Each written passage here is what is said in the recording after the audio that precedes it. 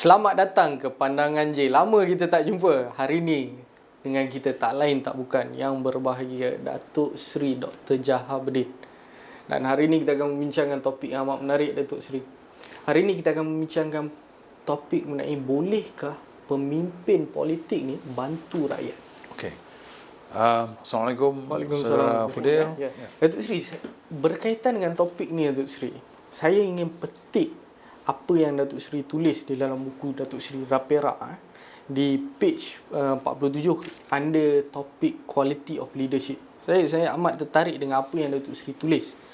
Datuk Seri tulis di situ, to the thinking public it is frightening how the quality of leadership affects the well-being of the people for generations and generations. Beyond the titles, the red carpet and the appearance of power lies the real power to do real good or real damage. So this is ini adalah sesuatu yang besar, Datuk Seri. Impact dia amat besar. Jadi Datuk Seri, saya percaya ramai di kalangan masyarakat kita mempunyai sentimen yang sama pada masa ini. Jadi Datuk Seri, daripada pandangan Datuk Seri sendiri, apakah keadaan ahli politik negara kita dan macam mana kesannya kepada kita sebagai masyarakat di Malaysia ni? Okey. Kalau kita lihat kepada persoalan apakah peranan orang-orang politik dalam masyarakat dan bolehkah orang politik membantu masyarakat? Benar. Kita kembali balik kepada apakah asas atau tujuan politik itu sendiri. Jadi kalau kita lihat dari segi political science, kita dapati bahawa tujuan politik ialah untuk berkhidmat kepada negara. Jadi ada kumpulan-kumpulan orang yang kita panggil sebagai orang-orang politik dan mereka lahir melalui sistem ataupun kerangka parti-parti politik dan mereka menjadi pemimpin-pemimpin dalam negara. Dan di Malaysia ini pemimpin politik yang dilantik melalui pilihan raya, mereka masuk parlimen, mereka jadi wakil-wakil rakyat. Dan di antara mereka itu pula ada yang dijadikan sebagai ahli-ahli kabinet, jadi menteri dan sebagainya. Jadi di situ saja kita nampak peranan ahli politik ada beberapa. Yang pertama sekali ialah bila mereka masuk dalam ahli parlimen, mereka jadi ahli parlimen, mereka punya peranan untuk meluluskan undang-undang. Jadi itu satu peranan yang sangat besar. Ya, jadi kalau mereka merupakan ahli politik yang peka, wakil-wakil rakyat yang peka, yang tahu tentang proses perundangan, yang tahu tentang konsep kedaulatan undang-undang, ini mesti mereka kena tahu. Mereka tidak kata mereka tidak tahu sebab mereka wakil rakyat. Jadi mereka akan tahu bahawa sebagai wakil rakyat mereka akan memainkan peranan yang pertama tu, iaitu peranan untuk mengubal undang-undang. Jadi itu yang kita panggil sebagai badan legislatif. Jadi itu dalam sistem demokrasi, ya. Jadi di situ saja kita lihat, Saudara Fudil, ada satu peranan yang sangat besar. Dan kita jangan lupa bahawa undang-undang itu sangat mustahak kerana undang-undang lah yang akan memberi kesan kepada kehidupan rakyat dari segi perniagaannya, dari segi kehidupannya, dari segi pendidikannya, dari segi sama ada rakyat itu boleh hidup sebagai bermaruah atau tidak. Jika undang-undang itu satu undang-undang yang menindas, maka dia tidak akan dapat hidup sebagai bermaruah secara ringkas, ya. Itu satu. Yang keduanya, ahli-ahli politik yang telah dilantik memasuki dalam kerajaan sebagai kabinet. Dan di situ kita lihat bahawa ahli politik yang menjadi menteri-menteri dan sebagainya, secara ringkas mereka mempunyai satu peranan yang sangat penting dalam menentukan hala tuju negara dari segi polisinya, dari segi vision, mission dan sebagainya. Jadi secara ringkasnya mereka ahli politik ini dari segi badan eksekutif ataupun badan legislatif, mereka punya dua peranan yang sangat besar. Setakat mana mereka boleh berfungsi dalam berkhidmat kepada negara dan rakyat akan bergantung kepada kualiti kepimpinan itu sendiri secara permulaan, ya. Jadi Datuk Seri, sebab peranan mereka berdasarkan apa yang Datuk Seri nyatakan sebentar tadi amat besar. Sebab dia akan menentukan hala tuju bagaimana Datuk Seri nyatakan sebentar tadi. Macam mana sebagai rakyat biasa ni Datuk Seri, macam mana kita nak menilai mana satu ahli politik yang dapat menggalas tanggungjawab yang besar ni? Okey. Kalau kita lihat kepada Malaysia, ya, saya lihat Malaysia sebagai melalui satu proses pematangan dalam politik. Dan rakyat kita pun semakin lama sejak merdeka 1957 sampai sekarang telah melalui satu proses pematangan. Terutamanya saya selalu suka kembali balik pada tahun 1998 dengan yang sebagai event Anwar, ataupun tahun di mana Anwar telah dipecat. Bukan sebab Anwar telah dipecat, tapi itu merupakan tarikh dalam politik moden, sejarah politik moden di Malaysia, di mana satu proses pematangan berlaku. Jadi apa yang saya maksudkan dengan pematangan? Kalau kita lihat sebelum tahun 2000 sebagai contoh, Barisan Nasional dan UMNO mempunyai kontrol ataupun kuasa yang kuat dalam Malaysia. Mereka dominan. Mereka lah yang paling dominan. Jadi naratif-naratif yang dibawa oleh Barisan Nasional dan UMNO, khususnya sebagai tunjang Barisan Nasional, mereka lah menjadi kefahaman dominan di Malaysia. Dan kita kena ingat, itu tahun yang begitu lama di Malaysia. Daripada 1957 sampai at least 2000 ataupun 2004. Jadi itulah naratif dan pemikiran politik yang dominan di Malaysia. Jadi apakah naratif ketika itu? Ketika itu kita lihat bahawa rakyat rata-ratanya merasakan bahawa kerajaanlah yang paling mengetahui. The government knows best. Rakyat tidak mempunyai banyak peranan untuk main dalam politik. Tetapi sejak tahun 2000 dan 2004 khususnya sampai sekarang, kita lihat bahawa dominasi parti Barisan Nasional dan juga UMNO semakin menurun. Ini bukan saya nak menghukum sama ada Barisan Nasional baik atau tidak baik. Saya cuma menilai dari segi bagaimanakah penurunan Barisan Nasional dan UMNO itu dengan kenaikan yang satu lagi. Kita akan lihat kalau ada satu benda yang turun, ada pihak yang lain yang naik. Jadi rakyat mempunyai lebih banyak peranan.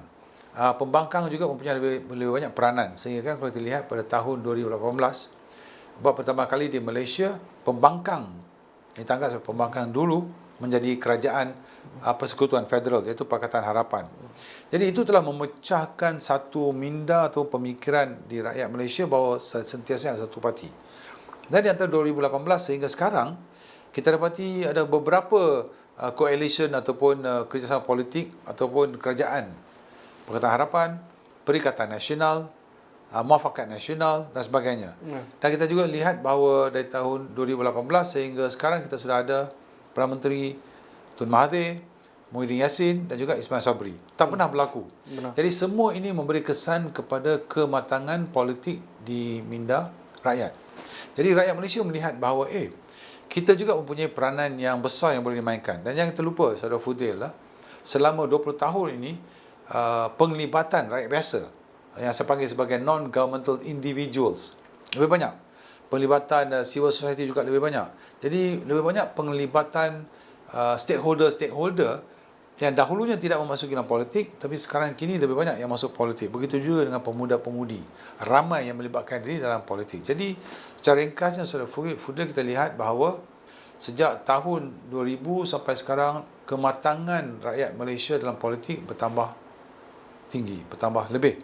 Dan ini menjadi kesan yang besar kepada hala tuju dan kerangka dan juga bentuk politik dalam negara kita ini. Itu daripada segi politik itself, Datuk Seri. Datuk Seri ada mention juga, Datuk Seri sebut sebentar tadi, terdapat banyak perubahan kerajaan yang seperti mana kita lihat.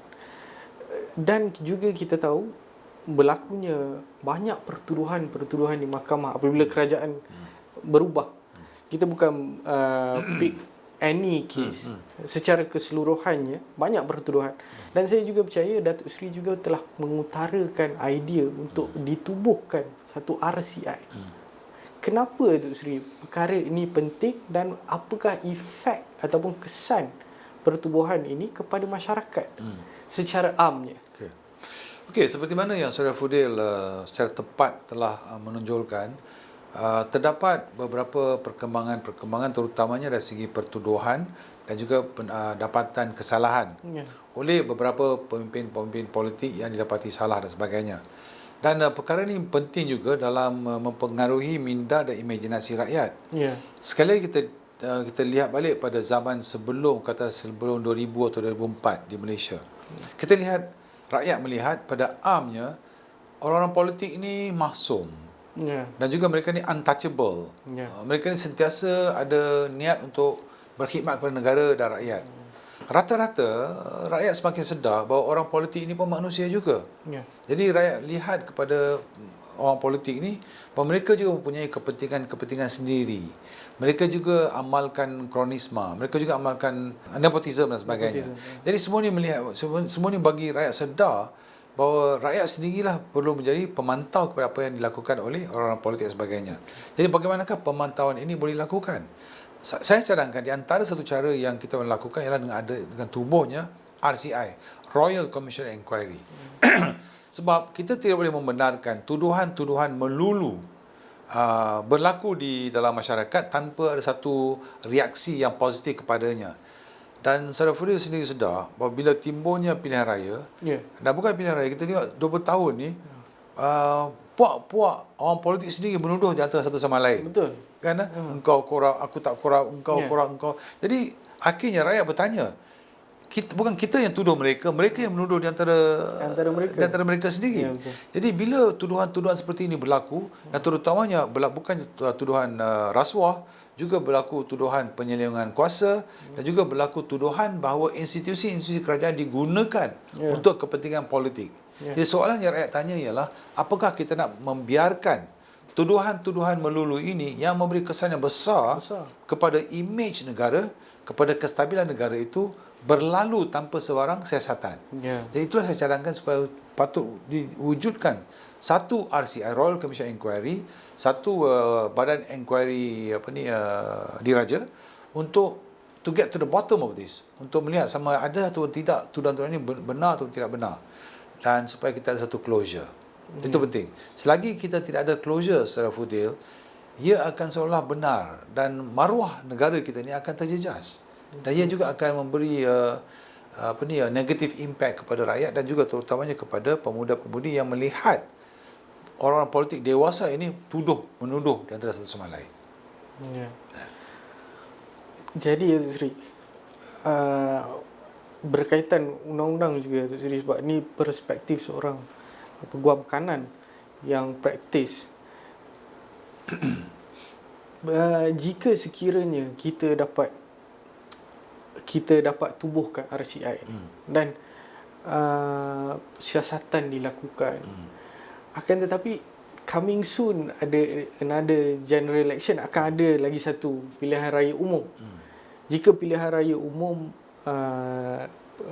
government baru, government yang lain, mana-mana government dilantik, adakah Datuk Seri rasa RCI ni, jika dia berikan satu keputusan, adakah ia akan mengikat ataupun adakah government baru akan mengikut keputusan tersebut? Okey, kita lihat soalan-soalan yang Saudara Fudil tanya tu penting.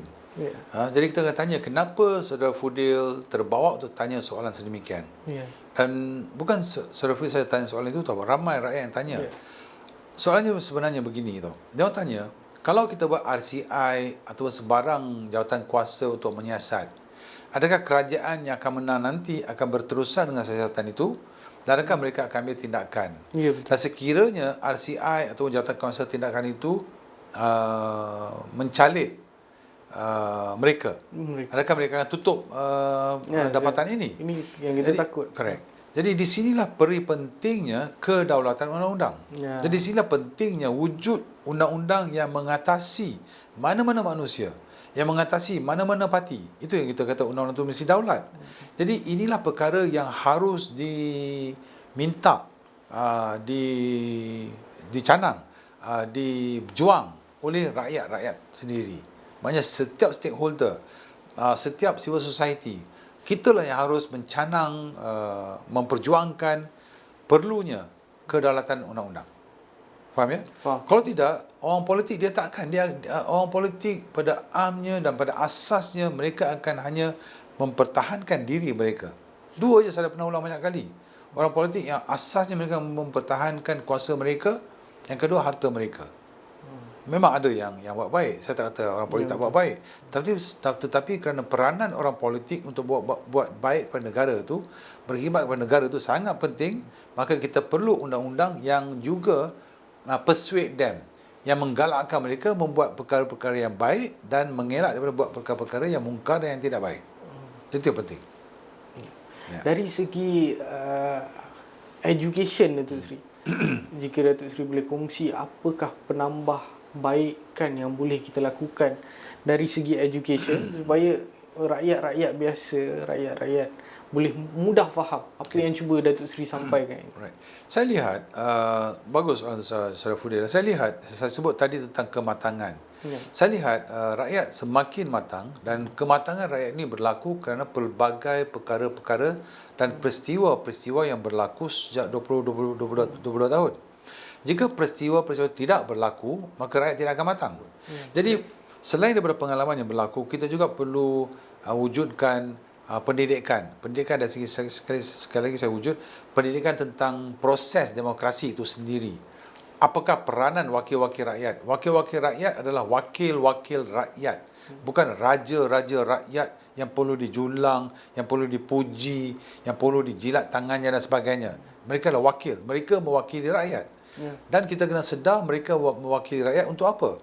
Mereka mewakili rakyat untuk, yang pertamanya ialah untuk meningkatkan kesejahteraan rakyat.